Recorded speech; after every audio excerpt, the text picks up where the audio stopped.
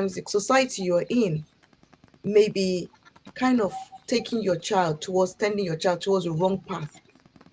The fact that, and I'll go by this saying that if something is wrong, even though if everyone is doing it, doesn't make it right. Yeah.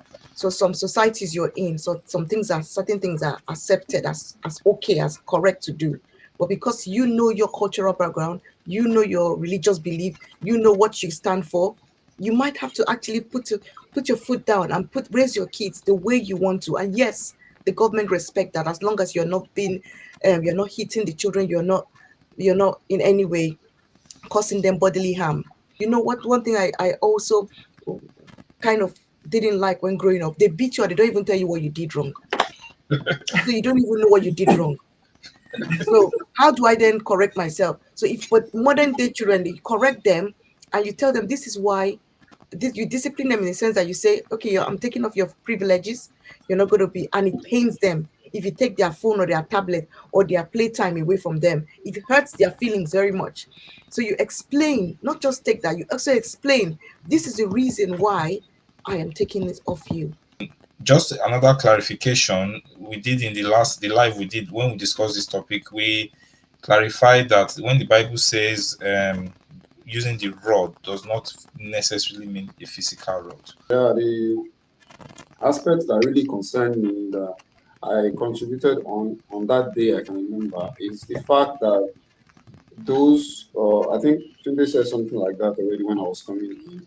Those who are living those lifestyle and showing it off should also remember to put terms and conditions.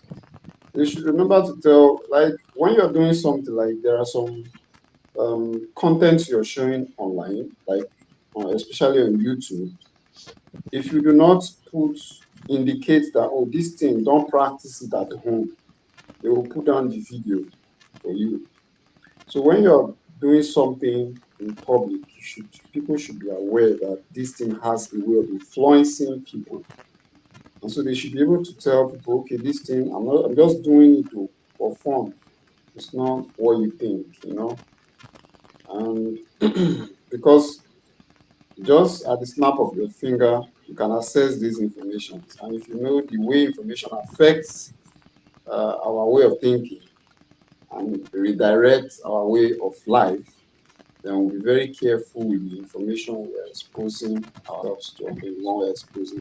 Because some of us who have been brought up with there was this conscious education about not discriminating people based on religion, based on whatever. Even with all that effort, I come from a religion whereby we really stress that. I remember during the Rwandan war, we had a lot of evidence that our people were protecting each other, the Hutus and the Tutsis. So we've been brought up with that way, not to discriminate. But I still find out that once in a while, the thing pops in. You just have this way of saying, oh, these people from this particular place, this is how they do things, and you just tend to wrap everybody together. And I just found out that it's a human tendency, but we need to keep trying our best to fight against it. Before buying phones for your child, sit down and make agreements with them how it's going to be used. Don't buy it. These are very beautiful gadgets. Children can easily get addicted to it. Don't buy it and then start making the rules thereafter. That's one area that we used to have, parents have problems. I agree, this is how we're going to use it. This is the time you're going to use it. After this, I'll take it from you, or you keep it so place. And then it's going to be easier to implement when you finally buy the phone. That was another thing we talked about. So my own principle in life is, there's one thing Two-Face said and which I love, and that has always been my principle in life. He says, you should not trust nobody, but you have to trust someone. So the truth is, you sleep with the same person, you eat the person's food, the person can kill you. But Two-Face said, and that has been my principle in life, I stayed with someone I stayed with someone.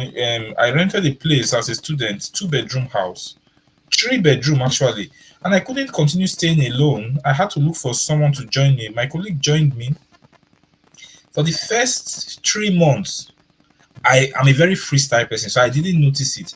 But my friend who comes to visit me very well, Loveday, he was one that was like, "Do you notice that anytime your colleague is cooking and you come out of your room, he will run to the kitchen?" I was like, "Are you serious?" He said, "Yes." I said, "Really?" So one day, the guy was cooking. He was in his room. So my friend now told me to notice. So that was the first time I thought about it. I came out and the guy just immediately left what he was doing and came to the kitchen. I was singing. I was, because he was cooking.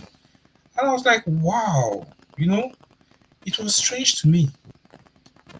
So anyway, why am I saying this story? I'm just because it relates.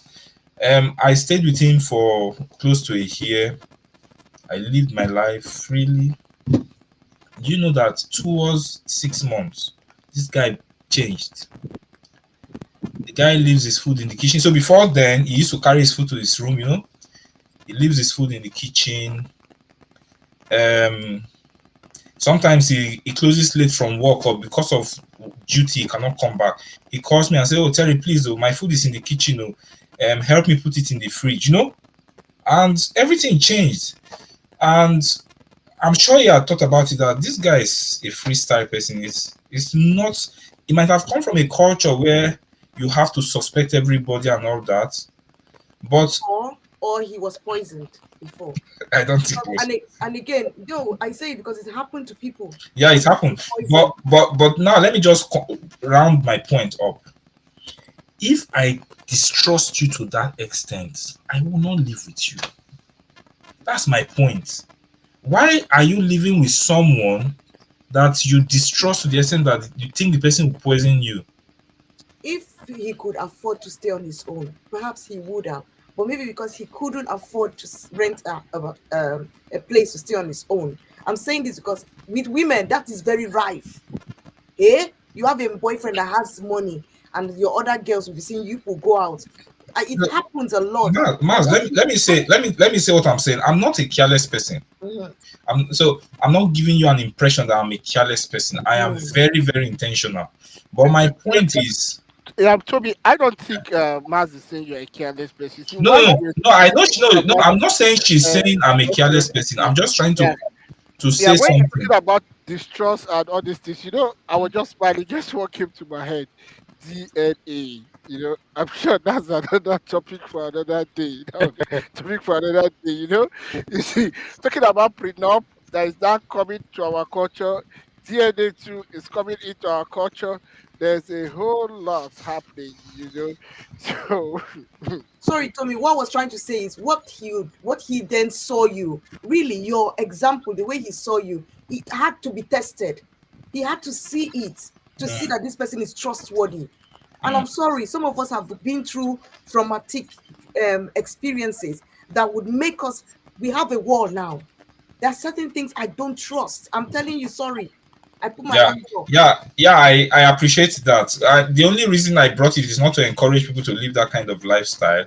You have to be very careful, yes. But my point is, there are situations whereby you have to trust someone. As in what I'm trying to say, you shouldn't trust anybody. Anybody can, but there are situations where you have no choice. Because eh, look at that guy staying with me. Even if trust it's not his you. food, I can still attack him from other ways.